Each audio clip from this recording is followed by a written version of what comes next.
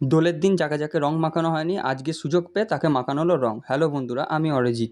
তো কাজের এখানে আমাদের রং খেলা হয়ে গেল দোলের পরেও। তো দোলের সময় রং মাখানো হয়নি, তো রং মাখানো হলো আজকে। আর পেয়েছি খাপে, তো রং তো মাখাবোই, বা ডিম মেরে উদ্বোধন হলো। আর রং টং খেলে চলে আসলাম বিকেলের দিকে একটু কাজের এখানে এসে দেখি দাদু দোকান খুলে বসে রয়েছে। তো আসতে না আসতে দাদু বললো যে একটা কাস্টমারের বাড়িতে সার্ভিস আছে, করে দিয়ে। আর কি আর করা আছে, সেদিন ছিল ইংল্যান্ড ইন্ডিয়ান সেমিফাইনাল খেলা।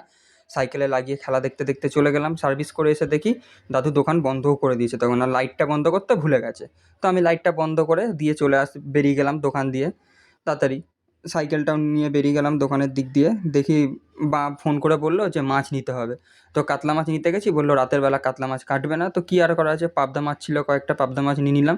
বললাম পুরোটা দিয়ে দাও, কেটে কুটে দিয়ে দাও। কেটে কুটে কাকা ভালো মতো ধুয়ে দিল, ধুয়ে হাতে প্যাকেট করে দিয়ে দিল।